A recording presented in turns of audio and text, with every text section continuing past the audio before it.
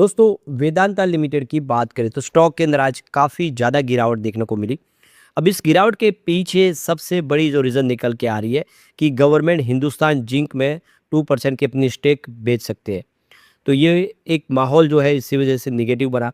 लेकिन क्या वाक़ई में इससे चिंता करने की बात है या फिर वेदांता के लिए एक अपॉर्च्युनिटी है? क्योंकि ऑलरेडी वेदांता काफ़ी समय से कह रहा है कि उनको कंट्रोल और बढ़ाने दिया जाए हिंदुस्तान जिंक पे।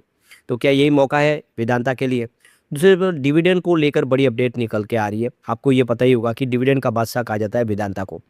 अब आने वाले समय में 5 कंपनियाँ बनने वाली है। ऐसे में क्या आगे की रणनीति बनेगी? इसके अलावा देखें तो वेदांता के ऊपर जो जाँच चल रही थी, वो अब खत्म हो चुकी है और वहाँ से भी काफ़ी पॉजिटिव खबरें निकल के आ रही है। तो इन सारी बातों को समझने की कोशिश करेंगे इस वीडियो के माध्यम से। लेकिन फ्रेंड्स, उससे पहले अगर आप पहली बार हमारे चैनल पे आए तो चैनल को सब्सक्राइब कर दीजिए। एक बेल आइकॉन दबा दीजिए ताकि जब भी नया वीडियो बने पहला नोटिफिकेशन आपको मिले। वीडियो पसंद आए तो लाइक से ज़रूर कीजिए। चलो फ्रेंड्स, वीडियो स्टार्ट करते हैं। मैं हूँ आपका दोस्त एस बी दवे और हमारे अपने चैनल ऑनलाइन कमाई में आपका बहुत बहुत स्वागत है।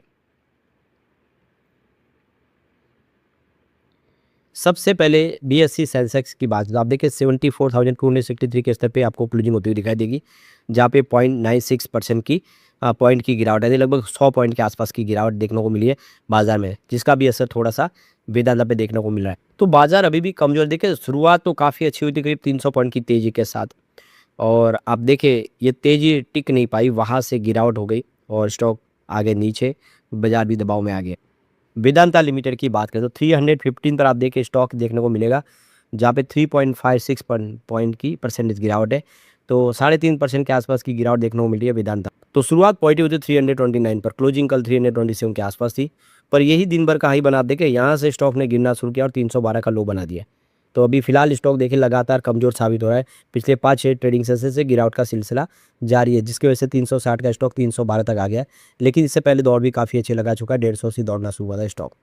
तो आज हिंदुस्तान जिंक में भारी गिरावट देखने को मिली। देखिए 568 पर स्टॉक आपको देखने को मिलेगा, जहाँ पे 5.86% की गिरावट है। आपको पता होगा कि हिंदुस्तान जिंक में 60% के ऊपर की हिस्सेदारी वेदांता की है।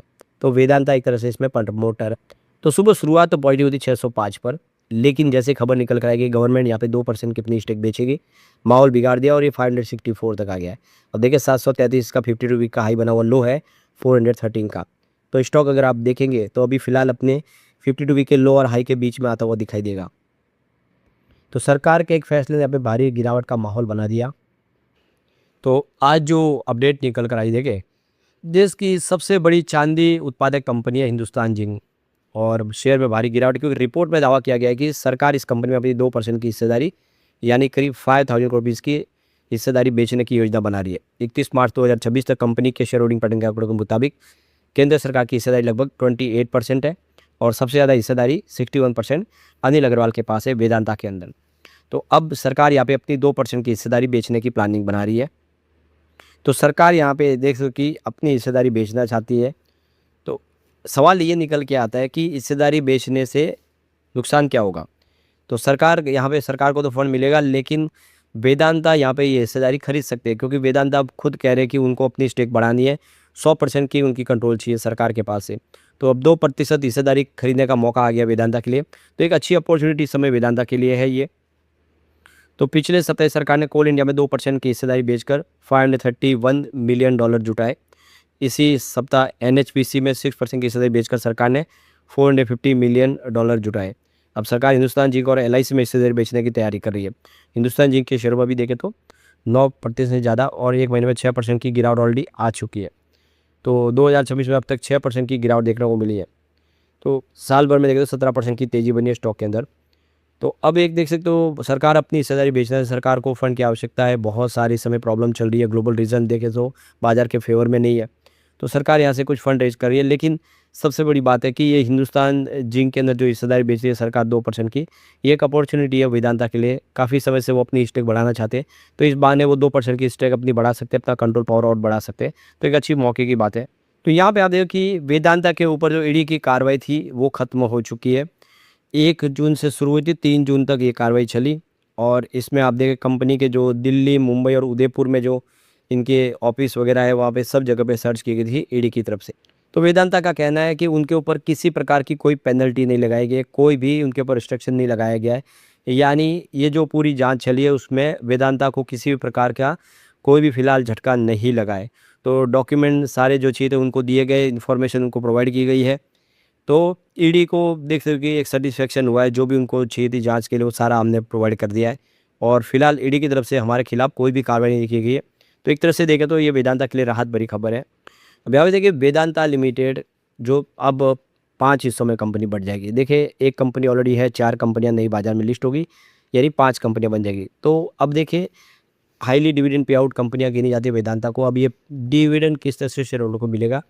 जो लोग सिर्फ शेयर होल्डर जो है वो डिविडेंड के लिए इसमें निवेश करते हैं, वो अब क्या कर सकते हैं, उसको अच्छे से समझ लेते हैं। अब देखिए कि डीमर्जर कंप्लीट होने जा रहा है, इस महीने ही बाज़ार में अलग लिस्ट हो जाएगी। तो जो लोग लगातार अच्छे डिविडेंड के लिए वेदांता में निवेश करते हैं, जो डिविडेंड के पे आउट के ऊपर भरोसा करते हैं, उनके लिए अब क्या संभावना बन रही। तो वेदांता अकेली जो कंपनी, अब वेदांता एल्यूमिनियम मेटल एक अलग कंपनी बन रही है। तलवांडी साबो पावर प्लांट जिसका नाम बदल के वेदांता पावर लिमिटेड कर दिया गया है। इसके अलावा माल्को एनर्जी जिसका नाम अब वेदांता ऑयल एंड गैस हो चुका है, और वेदांता आयरन एंड स्टील, इन सब का एक-एक शेयर दिया जा रहा है रिस्ट्रक्चर स्कीम के तहत शेयर होल्डर को, जिनके पास वेदांता लिमिटेड का शेयर है। 4 और शेयर अलॉट किए गए हैं। तो अभी देखिए, अभी इस मार्च महीने में देखें तो एक्स रिकॉर्ड डेट के माध्यम से इंटरिम डिविडेंड दिया है वेदांता लिमिटेड ने ₹11 पर शेयर। तो डिविडेंड का जो टोटल पे आउट देख सकते हो कि 4,300 करोड़ के आसपास का है, और यहाँ पे 49 अभी तक डिविडेंड डिक्लेयर किया कंपनी ने जुलाई 23 2001 से लेके। तो काफ़ी शानदार डिविडेंड देने वाली कंपनी है। इसका डिविडेंड यील्ड में बहुत अच्छा है और ये मोर देन 10% के आसपास यील्ड में रहा है। इस हिसाब से जो दूसरी कंपनियों के मुकाबले, यहाँ तक कि सरकारी कंपनियों के मुकाबले इसका डिविडेंड पे आउट अच्छा रहा है। तो लास्ट ईयर आप देखें तो 2 इंटरिम डिविडेंड ₹16 का अगस्त में और ₹7 का देखें तो जून 2024 में दिया गया। तो काफ़ी अच्छा डिविडेंड कंपनी देती है। आप देखिए टोटल ₹43.50 का डिविडेंड पे आउट किया कंपनी ने। तो वेदांता डीमर्जर के बाद देखें तो यहाँ पे कुछ चेंजेस आ सकते हैं।